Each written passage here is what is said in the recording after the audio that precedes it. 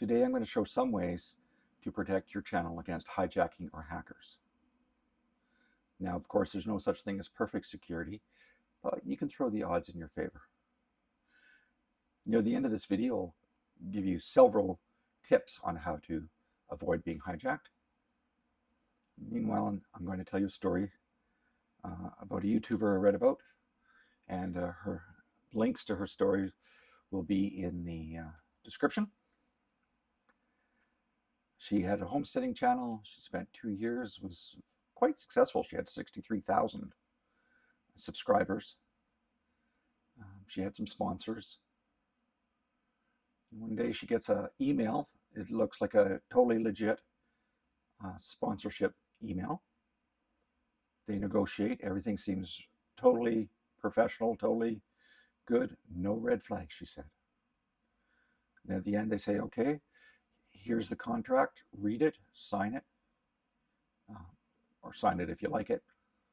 And so she clicks on it, and instead of being a attachment for a contract, it's some sort of a script that took over her channel, and she no longer had access to her channel.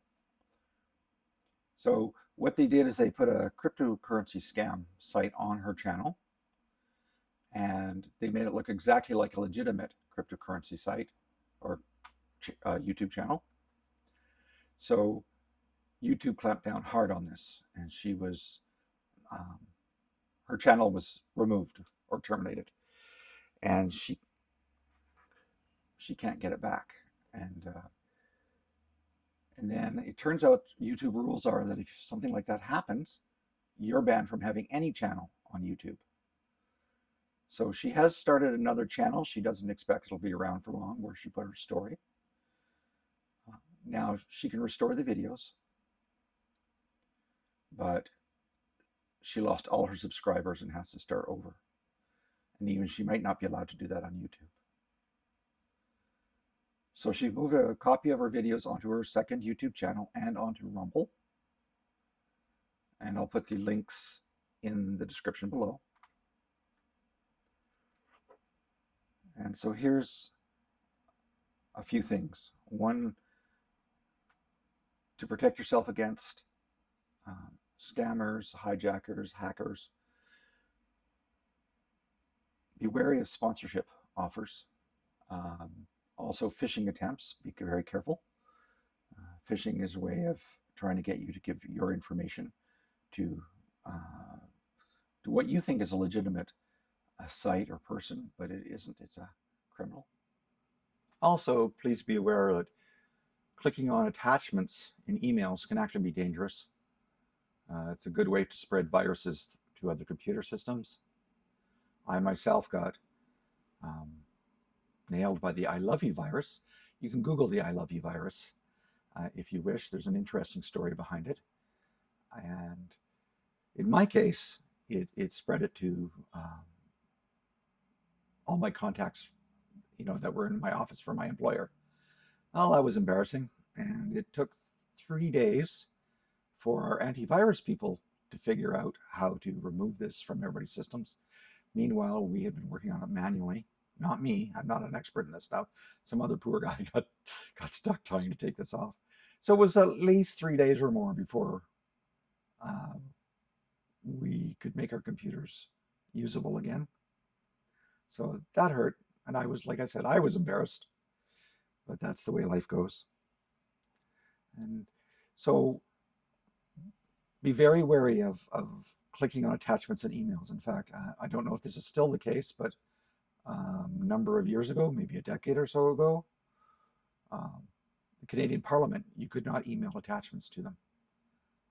You could email your MPs and things like that, but you could not send any attachments. And that makes sense.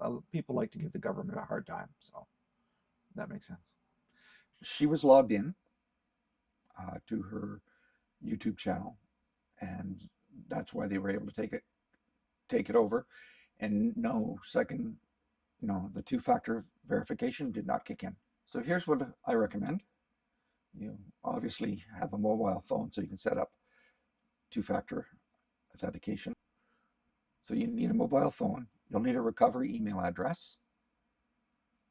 Um, you should have if you're going to talk to people in public about your channel, for example, have an email that's used just for that, for the public to talk to you on your YouTube channel.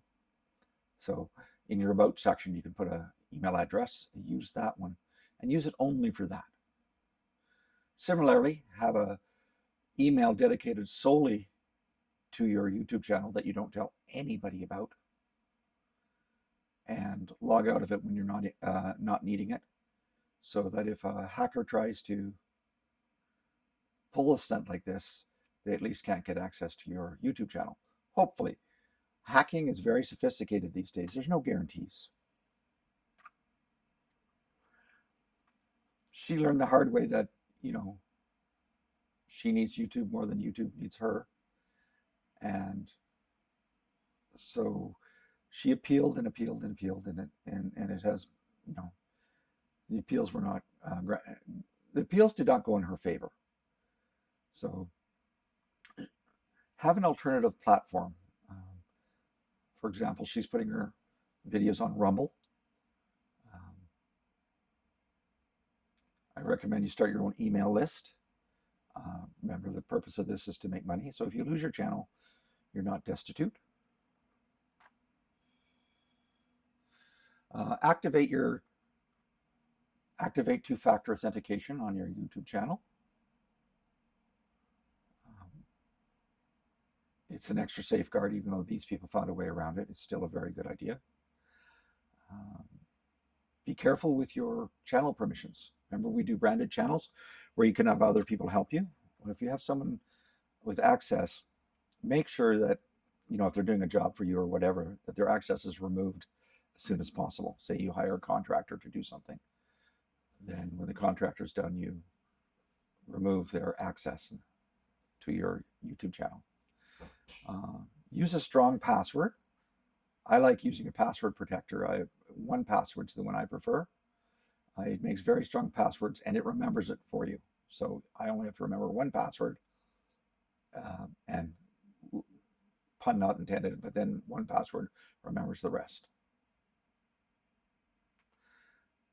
So that's the tale of how to protect yourself from, or some steps to protect yourself from hackers and being hijacked and things like that.